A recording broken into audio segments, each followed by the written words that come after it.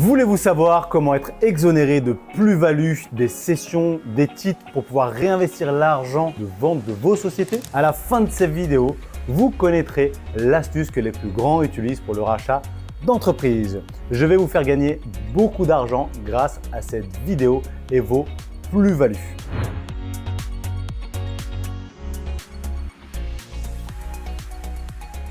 Bonjour les futurs repreneurs, c'est Pedro da Fonseca, repreneur d'entreprise depuis 2013.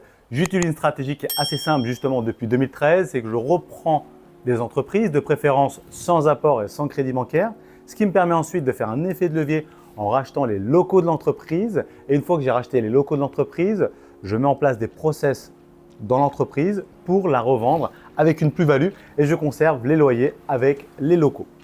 Voilà, et c'est comme ça que je me suis enrichi de plusieurs millions d'euros de patrimoine en immobilier.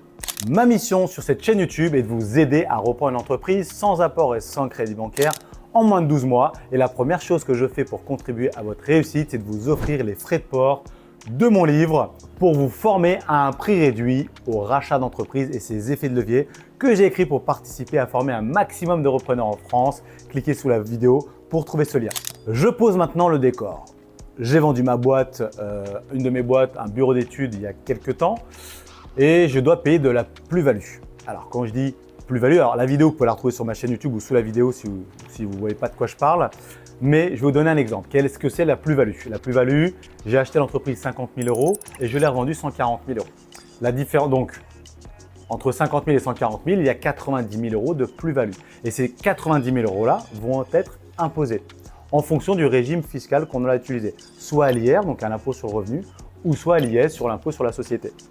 Et il y a deux solutions pour contourner ce frottage fiscal que je vais vous expliquer. Je vais vous dépeindre ces deux situations. Mais avant d'aller plus loin, si vous n'arrivez pas à trouver de deal, de financement, si vous ne savez pas par où commencer, bref, quelle que soit la problématique que vous rencontrez, je vous propose deux solutions. Soit vous rejoignez gratuitement le groupe privé Facebook qui est la seule communauté en France sur le rachat d'entreprise, ou alors vous pouvez télécharger une mini formation qui est sous la vidéo également.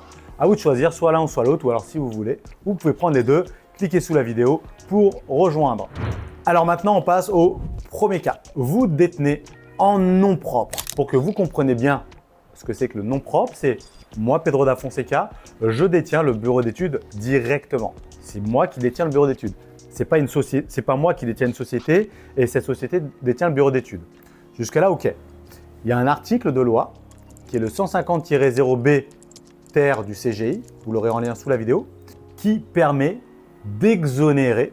Alors, je vais vous faire globalement, il y a plusieurs sous-articles là-dedans qui vous permettent en fonction de certaines situations, mais globalement, je vais expliquer ce que c'est et après, vous validez avec votre comptable.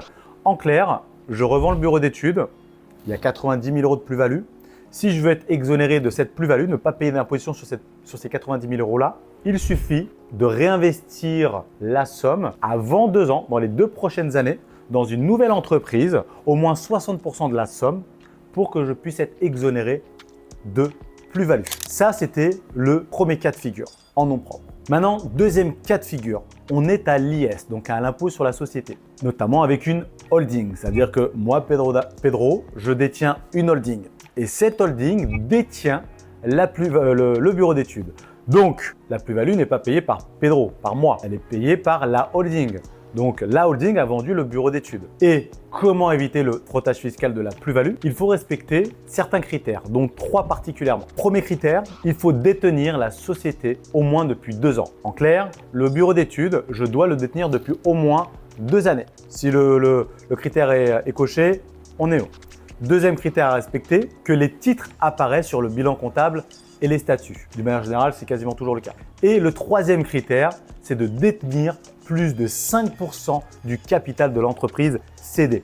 Exemple, si j'avais un associé sur le bureau d'études, lui pouvait peut-être détenir 97% des parts et moi 3% des parts seulement. Dans ce cas-là, je ne détiens pas au moins 5% du capital de l'entreprise. Donc, ce n'est pas possible, je ne rentre pas dedans. Donc, si vous avez ces 3 conditions respectées, le cadeau fiscal est le suivant. Je vends 140 000 euros, donc on intègre 12% de ces 140 000 euros, soit 16 800 euros, qui eux vont être imposés à l'IS, donc à l'impôt sur la société, soit à 15%, car c'est le premier barème qui est jusqu'à 38 000 et des bananes. Donc en clair, 2 520 euros d'impôt. Donc environ 2% d'imposition sur les 140 000, contre plus de 30 ou 40 000 euros si j'étais en nom propre. Et la cerise sur le gâteau, c'est que cette exonération n'est pas, il n'y a pas de contrainte, je ne dois pas avoir réinvesti mon argent dans une autre entreprise, contrairement quand on est à l'IR, quand on est en nom propre. Donc ça, c'est un super cadeau.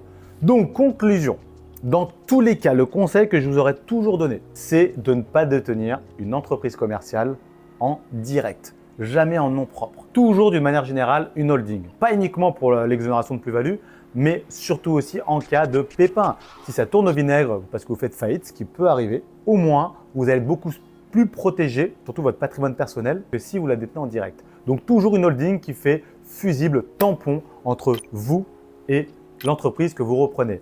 Au milieu, toujours une holding qui fait fusible.